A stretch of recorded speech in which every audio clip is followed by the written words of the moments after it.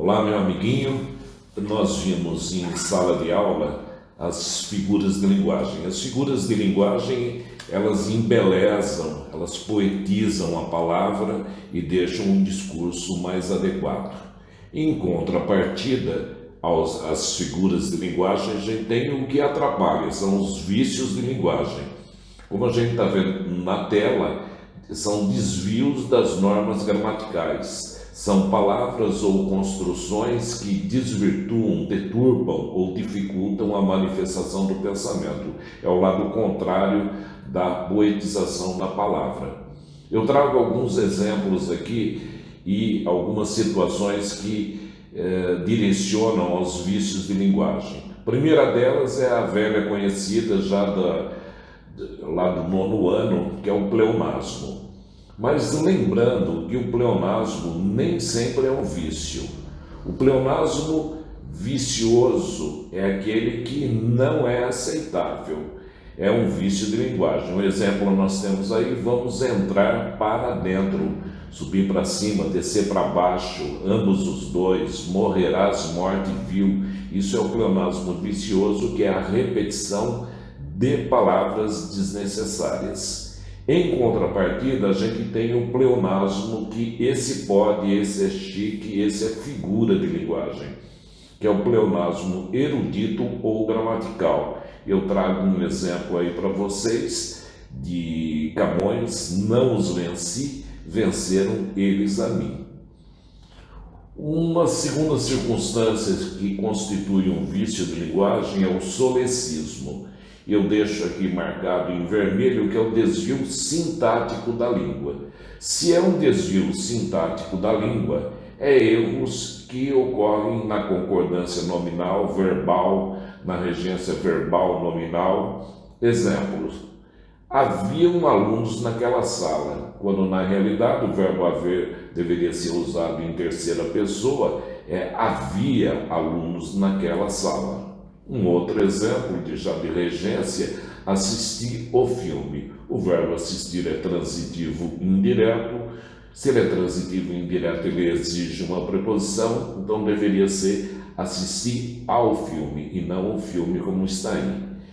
Um terceiro exemplo: dancei de colocação, dancei tanto na festa que não aguentei-me em pé. Esse me está colocado como sufixo, está errado, deveria, um não é uma partícula negativa, ela atrai o pronome oblíquo átono. Então, o correto deveria ser: dancei tanto na festa que não me aguentei em pé. Então, uma colocação errada do pronome oblíquo átono, eu tenho um solecismo. Uma terceiro vício de linguagem é a ambiguidade, que todo mundo já ouviu falar também, conhecido mais para frente como anfibologia. Esse é um nome chique, que não aparece constantemente. É a duplicidade de sentido, ou seja, a gente não sabe do que está falando. O exemplo: Roberto estava com Mana falando de sua mãe. Mas mãe de quem? Do Roberto ou da Mana? Ninguém sabe. Então, criou-se uma duplicidade de sentido, eu tenho uma ambiguidade. Um outro vício, o quarto que eu enumero aí, é o eco. Essa é fácil. Eco é a repetição de palavras com a mesma terminação. E exemplo que eu trago para vocês aí é: certamente realizamos trabalho calmamente e alegremente. Como há uma terminação do mente em cada uma das três palavras aí, essa sequência aí tem como vício de linguagem o eco.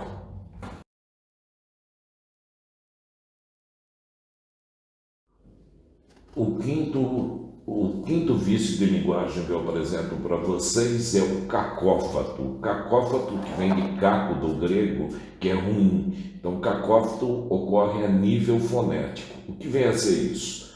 Observe um exemplo: vi ela ontem.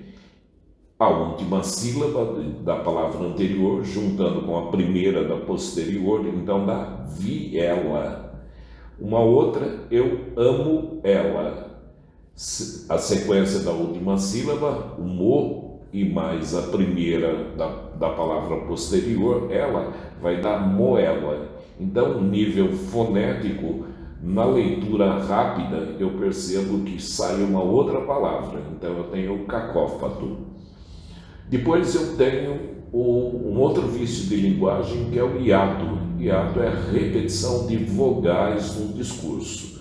O exemplo pode escolher ou eu ou ela. A gente está vendo que as sílabas aí se juntando dá vogal com vogal, que no caso em sílabas distintas a gente tem a presença do hiato. Na número 7 eu tenho a colisão. Colisão de batida é a dissonância por meio de consoantes. Se o hiato eu tenho vogais, na colisão eu tenho a repetição de consoantes. Olha o exemplo: o cultivo coletivo das comunidades camponesas. Começa tudo com C, eu tenho uma colisão. E também tem uma figura de linguagem aí, que seria a literação. Mas como no caso a gente está tratando de vícios de linguagem, eu teria uma colisão. Um vício de linguagem número 8 é o plebeísmo, é a utilização de termos coloquiais. Então é o uso de expressões que é uso comum, é como clichê: somos irmãos do peito. Esses irmãos do peito aí, do peito, seria um plebeísmo, que é uma linguagem coloquial, linguagem, portanto, falada. A número 9 é o neologismo, neo de novo logismo, de palavra, criação de novas palavras, muito próprio na literatura moderna. Guimarães Rosa é um grande exemplo. Então eu tenho roqueiro como exemplo de rock, é uma criação, é um neologismo, deletar, que se usa ultimamente devido à informática, mas é uma palavra que não está no dicionário e, portanto, é uma criação, eu tenho um neologismo.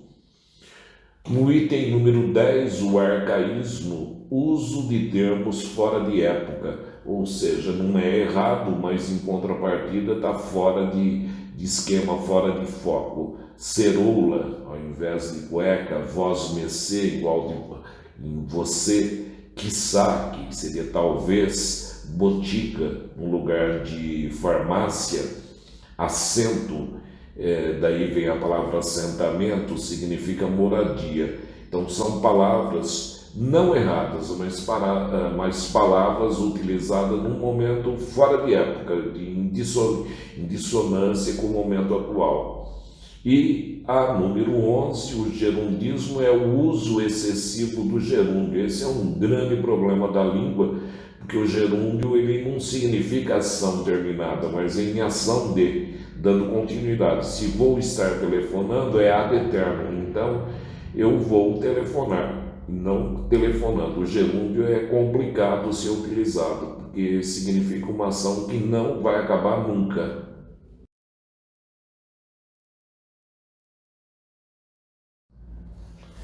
Mais um vício de linguagem, que é o estrangeirismo, uso de termos estrangeiros quando a gente tem uma palavra mais adequada em português. É o uso da palavra show ao invés de espetáculo. Vamos a um show, na realidade é um estrangeirismo, eu deveria dizer vamos a um espetáculo. E aí a gente tem a palavra delivery ao invés de entrega. Eu tenho performance quando deveria ser desempenho, entre outras palavras, e é um empréstimo não generoso de outras línguas para cá. Uma outra situação é o barbarismo, que é o uso incorreto da palavra ou do enunciado. Então pode ocorrer o barbarismo, erros na pronúncia, na morfologia, na semântica. Qualquer uso inadequado da palavra vai ser um barbarismo, que se divide, primeiro, em silabada, que é a mudança do acento tônico da palavra. Exemplo: gratuito, quando o correto seria gratuito. Ruim, ao invés de ruim, que seria o correto. A mudança no acento tônico traz um vício de linguagem conhecido como silabada. Um outro exemplo é cacoépia, que é a pronúncia incorreta de uma palavra. Problema, advogado, isso aí, a pronúncia errada da palavra entra no caso da cacoépia. E um outro é o cacografia. Caco nós vimos que é erro, grafia é erro na grafia. Jeito com G em vez de jeito, que seria o correto com J. Por último, a gente tem o preciosismo, que é um formalismo em excesso, uma erudição fora de hora. Um exemplo: a formosa donzela, com os olhos marejados de lágrimas, lia febril a epístola de sua genitora. Então nós temos aí um enunciado, um contexto meio inteligível, de difícil acesso. O mais adequado, tudo isso que foi dito anteriormente, poderia ser transformado: a bela moça, com lágrimas nos olhos, lia a carta de sua mãe. Muito mais adequado, mais simples, mais claro e mais objetivo. E com isso, a gente termina a teoria de vícios de linguagem e em seguida eu vou colocar 10 exercícios para você, amiguinho, remeter, porque o Vlad ou qualquer dúvida tirar um plantão online. Bom, agora, após a parte teórica exposta, eu coloco aí uma série de exercícios para ver se você conseguiu reter aí o conhecimento, a teoria para resolver esses exercícios. Lembrando que isso cai muito em vestibular. Aí eu coloco que identifique os vícios de linguagem nos seguintes exercícios. No primeiro, faz uma leitura com atenção, porque para você errar é muito fácil também, é um pulo. Na primeira eu tenho: eu não vi ele faz muito tempo. Eu não vi ele faz muito tempo. Na segunda, para abrir a embalagem, levante a alavanca para cima. Presta atenção. Campanha contra a violência do governo do estado entra em nova fase. Olha que tem algo meio estranho aí, tá? Número 4, nós temos aí uma música do Nando Reis: Carnavalha, repique tocou, o surdo escutou e o meu caraçamborim cuíca gemeu. Será que era meu, que era mais, quando ela passou por mim? No número 5, eu gostava muito de passear, sair com as minhas colegas, brincar na porta de casa de vôlei, andar de patins. Número 6, peguei o ônibus correndo. Atenção, hein? Lê com atenção. Durante o evento, não vi ela nem um instante. Te lembra número 1 essa aí, hein? Que tal fazermos um happy hour hoje? O rapaz viu o crime da varanda. Não tenho conhecimento do consentimento para o casamento. Essa é muito fácil. O que chama atenção é a número 9, tá? Número 9, a número 3, tá? Presta atenção, e a número 6. Atenção na leitura. Qualquer dúvida, a gente vai estar online com vocês em um plantão. Observe a determinação da direção da escola, que dividiu os plantões em horários e dias. Dá uma olhada, eu vou estar ao vivo online com vocês por meia hora para a gente tirar qualquer tipo de dúvida. Obrigado e até a próxima vez.